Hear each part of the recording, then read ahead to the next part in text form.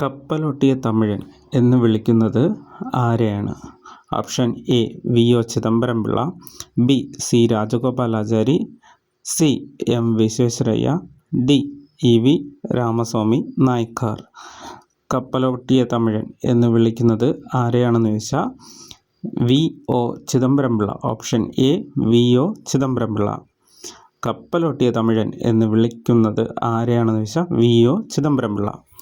സ്വദേശി പ്രസ്ഥാനത്തിൻ്റെ കാലത്ത് ബ്രിട്ടീഷ് സ്റ്റീം നാവിഗേഷൻ കമ്പനിയുടെ കുത്തക അവസാനിപ്പിക്കുന്നതിനും സ്വദേശി സ്റ്റീം നാവിഗേഷൻ കമ്പനി ആരംഭിച്ചു.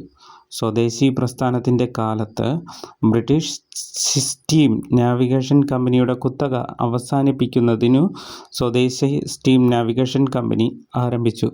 തൂത്തുക്കുടിക്കും കൊളംബോയ്ക്കും മധ്യേ സ്വദേശി നാവിഗേഷൻ കമ്പനി സർവീസ് നടത്തി.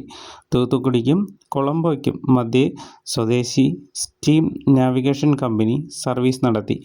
1905 ബ്രിട്ടീഷുകാർ ബംഗാളിനെ വിഭജിച്ചതിനെ തുടർന്ന് സ്വദേശി പ്രസ്ഥാനം രൂപം കൊണ്ടത്.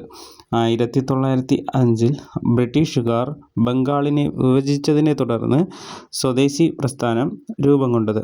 ഹിന്ദു മുസ്ലിം ഐക്യത്തിനുമേൽ പതിച്ച ബോംബ് എന്ന് ബംഗാൾ വിഭജനത്തിനെ വിശേഷിപ്പിച്ചത് സുരേന്ദ്രനാഥ് ബാനർജിയാണ്. ഹിന്ദു മുസ്ലിം ഐക്യത്തിനുമേൽ പതിച്ച ബോംബ് എന്ന് ബംഗാൾ വിഭജനത്തിനെ വിശേഷിപ്പിച്ചത് സുരേന്ദ്രനാഥ് ബാനർജി.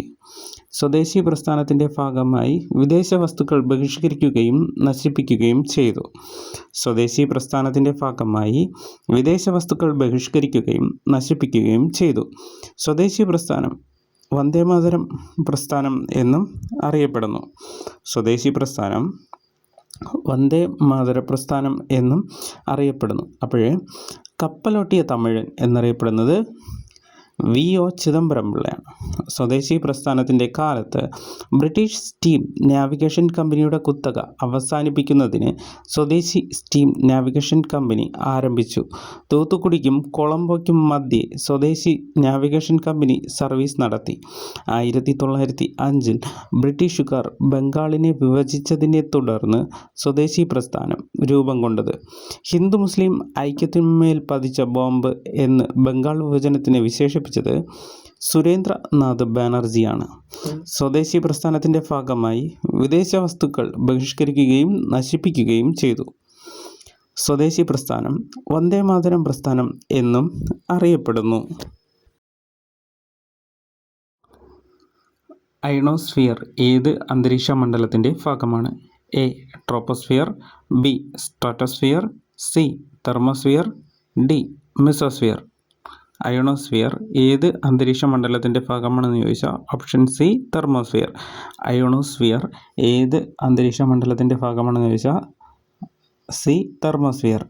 അന്തരീക്ഷത്തിൻ്റെ 4 പാളികളാണ് ട്രോപ്പോസ്ഫിയർ, സ്ട്രാറ്റോസ്ഫിയർ, മെസോസ്ഫിയർ, തെർമോസ്ഫിയർ. അന്തരീക്ഷത്തിൻ്റെ 4 പാളികളാണ് ട്രോപ്പോസ്ഫിയർ, സ്ട്രാറ്റോസ്ഫിയർ, മെസോസ്ഫിയർ, തെർമോസ്ഫിയർ. അന്തരീക്ഷത്തിലെ എല്ലാ കാലാവസ്ഥാ വ്യതിയാനങ്ങളും സംഭവിക്കുന്ന അന്തരീക്ഷ പാളി ട്രോപ്പോസ്ഫിയർ ആണ്. അന്തരീക്ഷത്തിലെ എല്ലാ കാലാവസ്ഥാ വ്യതിയാനങ്ങളും സംഭവിക്കുന്ന അന്തരീക്ഷ പാളി ട്രോപ്പോസ്ഫിയർ ആണ്. ട്രോപ്പോസ്ഫിയറിൻ്റെ ശരാശരി ഉയരം 13 കിലോമീറ്റർ ആണ്. ട്രോപ്പോസ്ഫിയറിൻ്റെ ശരാശരി ഉയരം 13 കിലോമീറ്ററാണ്. അന്തരീക്ഷത്തിൽ ഓസോൺ പാളി പ്രധാനമായും കാണപ്പെടുന്നത് സ്ട്രാറ്റോസ്ഫിയറിലാണ്. അന്തരീക്ഷത്തിൽ ഓസോൺ പാളി പ്രധാനമായും കാണപ്പെടുന്നത് സ്ട്രാറ്റോസ്ഫിയറിലാണ്. ഭൂമിയിൽ ഏറ്റവും ഉയരത്തിലുള്ള മേഘങ്ങളായ നോക്ടിലൂസെൻ്റ് മേഘങ്ങൾ കാണപ്പെടുന്ന അന്തരീക്ഷ പാളിയും മെസോസ്ഫിയറാണ്.